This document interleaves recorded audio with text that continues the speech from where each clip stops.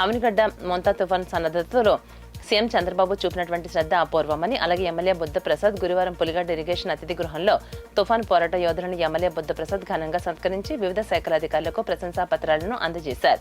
తుఫాన్లు, వరదల సమయంలో నియోజకవర్గంలో సేవలందించినటువంటి ప్రతి ఒక్కరూ అభినందనీయులని, పునరావాస కేంద్రాలు సమర్థవంతంగా నిర్వహించబడిందని కలెక్టర్ డీకే బాలాజీ సత్కారానికి కారణమని ఎమ్మెల్యే అన్నారు. ఈ కార్యక్రమానికి అధికారులు, అలాగే ఎంపీడీఓలు, డీఈలు, వైద్యాధికారులు, పంచాయతీరాజ్ శాఖ ప్రతినిధులు పాల్గొన్నారు.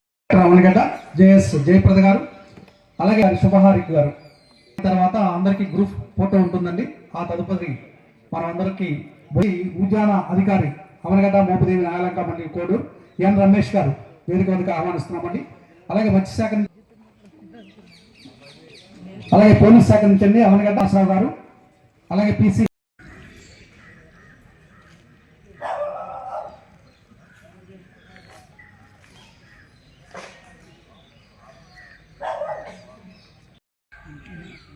పుట్టింది.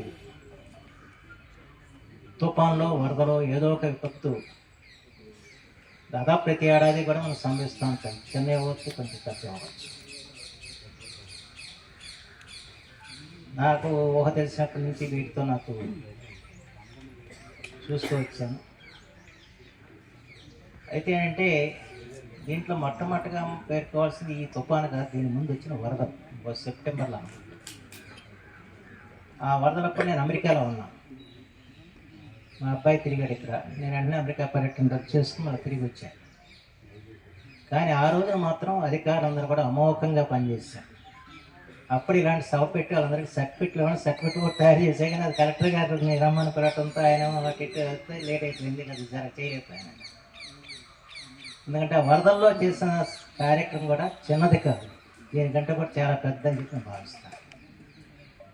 అలాగే ఆ రోజున ఈ వరద బాధితులకి సహాయం చేయాలని చెప్పని ఎవరో ఏ సంస్థ అంతా పెదవాడి మీద కేంద్రీకృతమైంది. అప్పుడు ఎలాగా అన్నప్పుడు మన విద్యా సంస్థల వారందరూ కూడా దాదాపు 30 లక్షల రూపాయలు వసూలు చేసి వాళ్ళందరికీ కూడా మంచి సామాగ్రి ఇచ్చారు.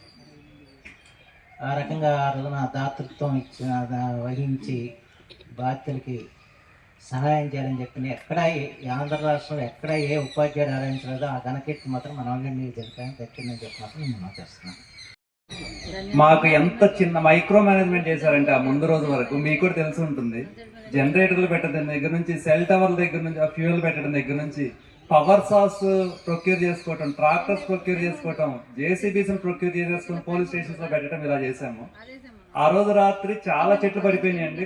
మీకు కూడా చాలా మంది తెలిసి ఉండదు. బందర్లో కానీ అవనిగడ్డలో కానీ సుమారుగా వేల సంఖ్యలో చెట్లు పడిపోయింది.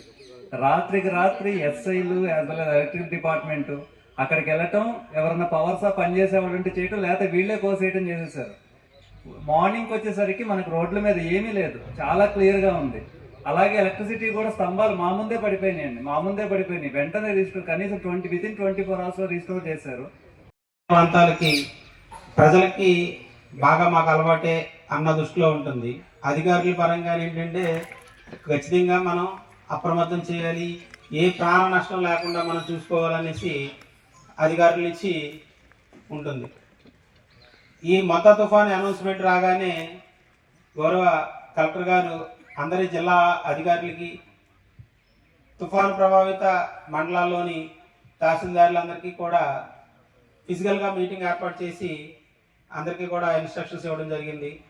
దాని ప్రకారమే మన నాగాలంక మండలంలో ఉన్నటువంటి 16 సచివాలయాల్లోనూ కూడా ముందస్తుగా విఆర్ఓలు, పంచాయతీ సెక్రటరీల ద్వారా మనం ప్రజలను అప్రమత్తం చేయటం, ముందుగానే ఎక్కడెక్కడ పునరావాస కేంద్రాలు ఏర్పాటు చేసుకోవాలి అనే దాని మీద డీసెంట్రలైజ్డ్గా మొదటగా ఫస్ట్ ఒక 10 కేంద్రాలు ఏర్పాటు చేయాలనేసి నిర్దేశించుకుని ఆ 10 కేంద్రాలకి కూడా ఎసెన్షియల్ కమోడిటీస్ అంటే వంటకు పరంగా మనకు అవసరమైనటువంటి సామాగ్రి అన్నింటినీ కూడా తుఫాను రాకముందే ఒక 3 రోజులు సరిపడేటటువంటి సరుకుల్ని ముందస్తుగా పంపుకోవడం అనేది జరిగింది. కానీ ఈ తుఫాన్లో మా అంచనాలకు కూడా ఇంకా మించి ఎక్కువ మంది పునరావాస కేంద్రాలకి తరలి రావడం ద్వారా మేము పంపించినటువంటి సరుకులు కూడా ముందుగా 3 రోజులు పంపించినవి కూడా మొదటి ప్రోగ్రామ్ అనేది కండక్ట్ చేసుకుంటున్నాము. నా డివిజన్లో ఉన్న 3 కాన్స్టిట్యుయెన్సీలో ప్రతి చోట ఉద్యోగులందరూ పనిచేశారు. ఎక్కడ ఎటువంటి నష్టం లేకుండా చూశారు. ఈ రిలీఫ్ క్యాంప్స్ పెట్టడం, రిహాబిలిటేషన్ సెంటర్స్కి పబ్లిక్ని తీసుకురావడం, ఫ్లడ్ అలర్ట్ కానీ లేదు సైక్లోన్ అలర్ట్ కానీ ఉందనగానే ముందే పబ్లిక్కి ఇన్ఫర్మేషన్ ఇవ్వడం, ఇవన్నీ రెగ్యులర్గా ప్రతి ఎంప్లాయీ కూడా చేశారు వన్స్ ఇన్స్ట్రక్షన్స్ రాగానే. దట్టు ఇది కోస్టల్ రీజియన్ కాబట్టి మనకి ఏ చిన్న ఇన్సిడెంట్ జరిగినా ముందు ఎఫెక్ట్ అయ్యేది Avanigadda constituency. Starting from Chellapalli ఇప్పుడు నాగైలంక వరకు కూడా ఇష్యూస్ అవుతాయి. మనకు సైక్లోన్ ఇంకా రేపటితో స్టార్ట్ అవుతుంది అనగానే ఈ రోజు నుంచే రెస్క్యూ ప్రోగ్రామ్స్ అన్నది కూడా స్టార్ట్ చేశాం.